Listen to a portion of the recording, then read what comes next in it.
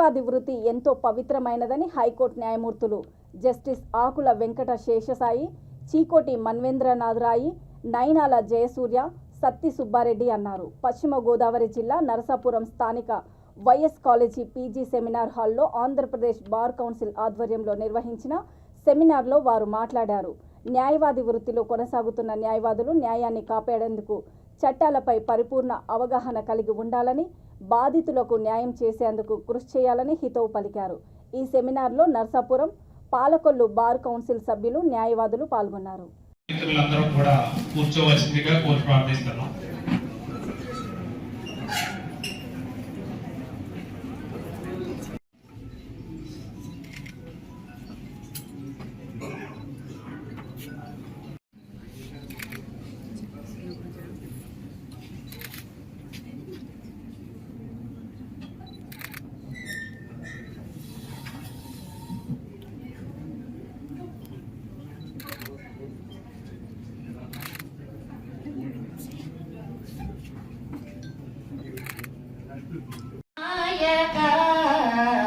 శరణు విద్యా ప్రదాయక, శరణు శరణు వినాయక, శరణు నాయక, శరణు పార్వతి తనయమూర్తి, శరణ వాహన, శరణు పార్వతి తనయమూర్తి, శరణే నిటల నేత్ರದ దేవಸುತನೆ, ನಾಗಭೂಷಣ ಪ್ರಿಯಾನೆ, ಕಟಕ ಸಾಂಗದ ಕೋಮಲಾಂಗನ, ಕರ್ಣ ಕುಂಡಲ ಧಾರಣೆ.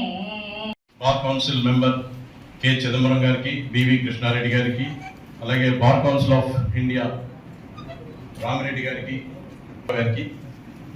ఈ సమావేశానికి విచ్చేసిన న్యాయవాదులకి, సీనియర్ అడ్వకేట్స్కి, మహిళా న్యాయవాదులకి, స్టాఫ్కి, అందరికీ కూడా, జ్యుడిషియల్ ఆఫీసర్స్కి అందరికీ కూడా హృదయకుంటూ, ముఖ్యంగా 2 నిమిషాలు టైం లేదు కాబట్టి 2 నిమిషాలు ఇవాళ శేషయ్య గారు కానీ మా